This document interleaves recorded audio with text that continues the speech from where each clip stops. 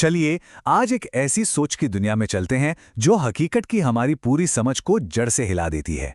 और कमाल की बात यह है कि ये सोच किसी बड़ी यूनिवर्सिटी से नहीं बल्कि एक ऐसे दिमाग से निकली है जिसे जिंदगी के थपेड़ों ने तराशा है। बस ये एक लाइन इस पूरे विश्लेषण का निचोड़ है। सोचिए जरा, ये जो पूरा ब्रह्मांड है अपनी अरबों आकाशगंगाओं के साथ, ये कोई ठोस चीज नहीं है। ये तो बस हमारी चेतना, हमारे होने के एहसास की स्क्रीन पर चल रही एक पल की तस्वीर है।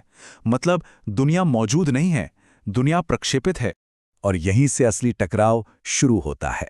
देखिए, एक तरफ हैं ज्ञान से भरी सदियों पुरानी मोटी मोटी किताबें और दूसरी तरफ है एक 12वीं पास लड़के का दिमाग जो किसी भी किताबी बोझ से आज़ाद हैं और शायद इसीलिए वो सच को ज़्यादा साफ साफ देख पा रहा है। ये एक अनफिल्टर्ड दिमाग की सीधी टक्कर है। ठीक है, तो चलिए इस आइडिया की एकदम जड़ में उतरते हैं। ये वो पहला सिद्धांत है जो हमारे होने के एहसास को पूरी तरह पलट कर रख देगा।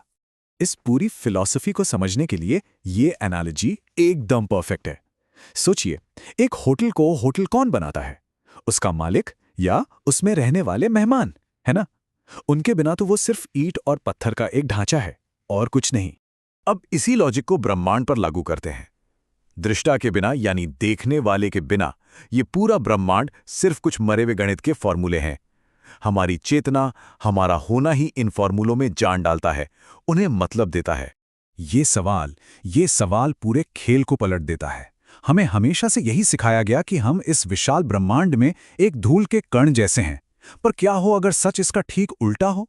क्या हो अगर ये पूरा ब्रह्मांड हमारे अंदर चल रही एक छोटी सी फिल्म हो? और अगर ऐसा है तो इसके नतीजे जरा सोचिए।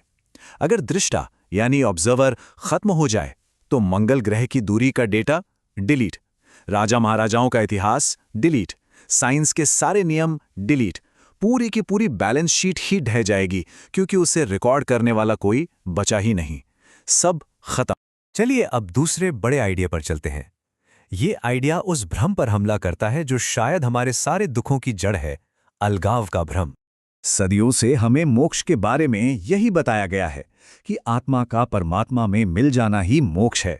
दुनिया भर के धर्म और आध्यात्म इसी एक विचार के इर्द गिर्द घूमते हैं और यहीं पर आकर पूरा तर्क अटक जाता है।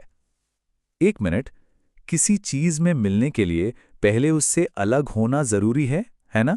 तो सवाल ये है कि क्या आत्मा और परमात्मा कभी दो अलग अलग चीजें थी भी? तो इसका लॉजिक बहुत सीधा है।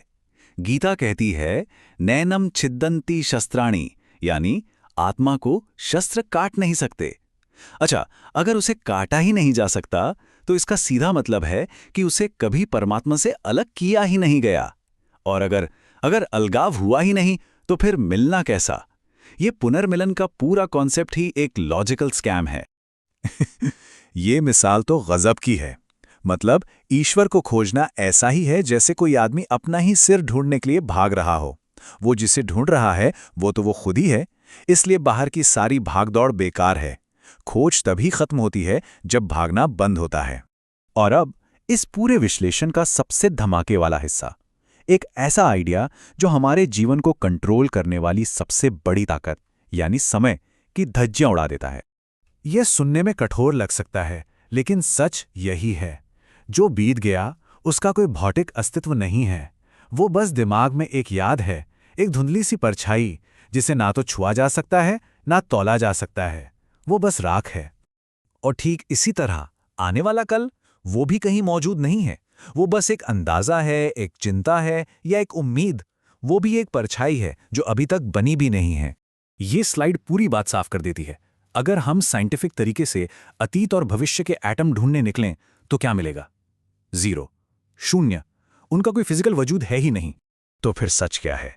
सिर्फ ये पल, सिर्फ अभी जहां पर ये सब देखा जा रहा है, सुना जा रहा है, बस वही हकीकत है। बाकी सब या तो यादें हैं या कल्पना। मतलब जीने के लिए हमारे पास असल में सिर्फ यही एक पल है। अब सवाल यह है कि इन बड़े बड़े ब्रह्मांडीय आइडियाज का हमारी जिंदगी से क्या लेना देना है। चलिए इसे एक बहुत ही पर्सनल लेवल पर समझते हैं और उस चीज को एक नई नजर से देखते हैं जिससे हम सब डरते हैं, फेलियर। ये है समाज का बनाया हुआ सीधा साधा रास्ता स्कूल जाओ, डिग्री लो, नौकरी करो और फिर संपत्ति और देनदारियों का हिसाब रखो। इसे बोरिंग ऑर्डर या ज़ॉम्बी व्यवस्था कहा गया है और हम सब इसी पटरी पर दौड़ रहे हैं। तो जरा सोचिए, ये जो डिग्रियां हैं, ये जो सामाजिक लेबल हैं, ये क्या हैं? ये सब इसी व्यवस्था के बनाए हुए ज़ॉम्बी लेबल्स हैं। और बंधन? अगर आत्मा कभी बंधी ही नहीं थी तो ये सब तो बस बाहरी टैग्स हैं, हमारी असली पहचान पर चिपकाए गए स्टिकर्स। और यहाँ पे आता है सबसे बड़ा ट्विस्ट। असफलता कोई बुरी चीज नहीं है, बल्कि वो इस बोरिंग ऑर्डर से बाहर निकलने का इमरजेंसी एग्जिट है। ये उस रेस से बाहर निकलने का एक मौका है, अपना खुद का रास्ता बनाने का एक मौका। ये सीए वाली तुलना एकदम सटीक बैठती है। एक सीए भारी चीजों का हिसाब रखता है, ऐसी संपत्ति जिसका मूल्य हर दिन घटता है। लेकिन फेलियर ने उस भारी व्यक्ति को ये एहसास कराया कि असली संपत्ति तो अंदर है, वो दृष्टा, वो ऑब्जर्वर जिसकी कीमत कभी कम नहीं होती। और आखिर में बात यहीं आकर रुकती है कि सिस्टम का हिस्सा ना होना ही सबसे बड़ी ताकत बन गया। जब दिमाग पर किताबी ज्ञान का बोझ नहीं होता तो वो सच को सीधे सीधे देख सकता है, बिना किसी फिल्टर के। और हम आपको इसी एक सवाल के साथ छोड़े जाते हैं। अगर समाज के बनाए बंधन सिर्फ एक मिथक है और जिसे हम असफलता कहते हैं वो असल में आज़ादी का दरवाज़ा है, तो फिर हम सब असल में भाग किस चीज़ से रहे हैं?